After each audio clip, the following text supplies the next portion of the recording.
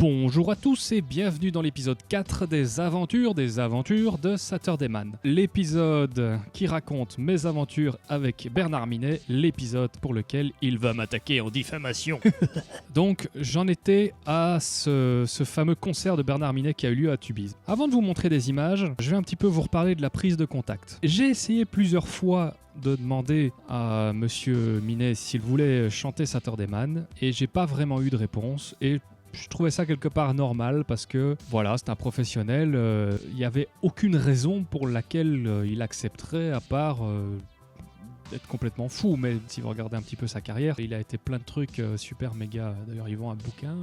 Bref, ça restait un peu lettre morte. Alors j'ai réuni mes deniers et je lui ai proposé une somme d'argent pour voir si ça le ferait bouger. La somme que je lui ai proposée me paraissait tout à fait convenable. Je me suis basé sur ce qu'il demandait pour un de ses concerts et en partant d'un petit calcul que je me suis fait à moi-même, je me suis dit voilà, me prêter sa voix, ça doit valoir autant. Je vais pas vous dire combien parce que sinon... Je sais, j'avais dit pas de langue de bois, merde, non, je le dis pas. Je crois que plutôt que de parler de ça, il faudrait mieux que je termine mon histoire. Hasard ou pas, c'est après ça qu'il a commencé à me répondre, à me dire bon, d'accord, tu veux que je chante sur ta chanson, mais c'est quoi, t'es qui, c'est comment. Voilà, on entame les négociations.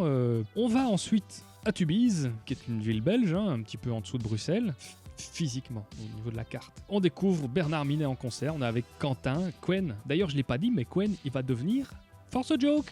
Je suis Force Joke. Et Zark, il va devenir le directeur photo du pilote.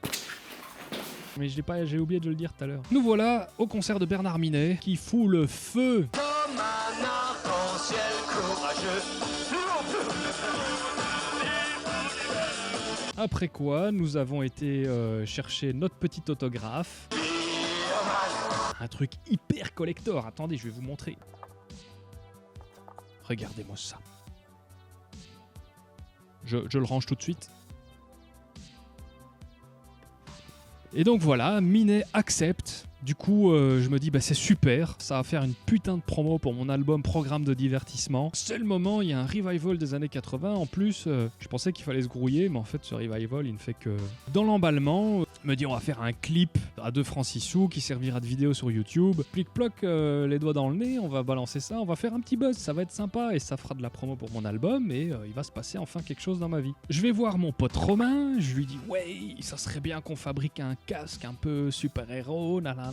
Et donc voilà, sur base de divers croquis, Itzal et Romain pour les casques, Itzal pour les costumes, fabriquent le costume de Saturday Man. Qui est-il ?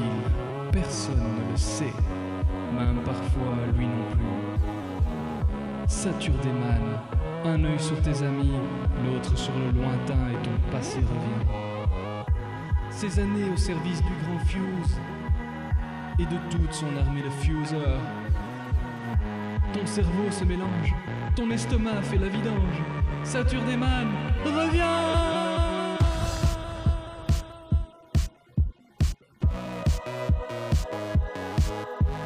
Bref, on est dans l'effervescence. Dès que je dis qu'il y a Bernard Minet qui fait partie de l'aventure, les gens se motivent, les gens me suivent. Tout ça pour une grosse connerie, faut dire ce qui est. Le super-héros des soirées, c'est quand même une grosse connerie. Seulement, moi, je panique un petit peu, parce que Bernard Minet, il me parle de production, il me parle de droits d'auteur, il me parle de plein de trucs que je connais pas. Je fais de la musique dans mon coin. Moi, ces questions-là...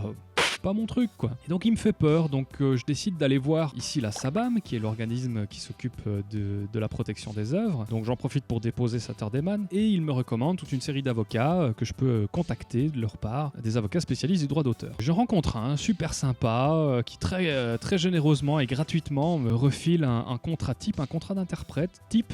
Le truc qui se fait entre une personne qui fait la musique et la personne qui chante, un contrat d'interprète basique, carré. De l'autre côté, Dominique me recommande un de ses amis qui est justement dans le milieu du doublage, chose à laquelle on reviendra évidemment plus tard. Il me dit contacte-le, lui c'est la personne que je connais le mieux qui puisse t'aider pour un petit peu comprendre comment fonctionne le showbiz, puisque à ce moment-là pour moi c'était le showbiz, cette espèce d'impénétrable sphère...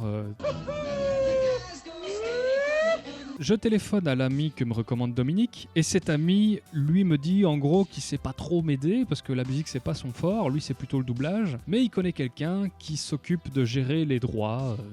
plusieurs musiciens. Je pense qu'il s'appelait Fabrice. Je prends contact avec ce Fabrice qui m'aide un petit peu à y voir clair. Pendant ce temps-là, je continue à négocier avec Bernard Minet et Bernard Minet, il commence à me dire des trucs qui me font vraiment... il veut produire, il veut coproduire, il veut réécrire les paroles. Il me dit mais non, mais je vais m'occuper de ça. Bref, je sens qu'il croit pas trop capable de tenir le truc. Il me parle un peu comme à un enfant. Je veux dire, lui, c'est un professionnel de l'époque de la télé. On n'est pas encore dans cette époque des youtubeurs. Faut savoir que Norman et tout ça, ça naît à peine à ce moment-là. Donc Bernard Minet, il sait pas trop, il a pas trop confiance en moi et je le comprends. Parce que moi, je suis dans une espèce d'utopie où tout le monde est beau, tout le monde est gentil. J'étais un peu le kikoulol de Bernard Minet. Je peux mourir heureux, j'ai été le kikoulol de Bernard Minet. C'est vrai que déjà à cette époque-là, on se disait putain, on a été jusque-là, c'est quand même, ouais. Si on avait su. Un beau jour, Bernard Minet me dit écoute Sam, il serait temps que tu me prouves un petit peu ton sérieux. Moi, je comprenais pas ce qu'il voulait dire par là. Pour moi, sérieux, ça voulait dire sincère, mais c'est pas ça que ça veut dire. Donc il me dit on se donne rendez-vous à Cambrai, c'est entre chez toi et entre chez moi, géographiquement, et tu m'apportes la moitié de la somme, et moi je te fais un reçu. Et moi je lui dis mais attends, on n'a rien négocié là, moi je vous veux comme interprète sur mes paroles, sur ma chanson, ma musique, faut qu'on travaille ensemble ce truc, il faut qu'on... Toujours est-il que je raconte ça à Fabrice, le gars qui gère des trucs, et le mec me dit texto ça, mon cher Sam, tu es sur le point de te faire bouffer tout cru. Alors vous pensez bien que pour un débutant, entendre ça, c'est terriblement effrayant, c'est merde, oh merde.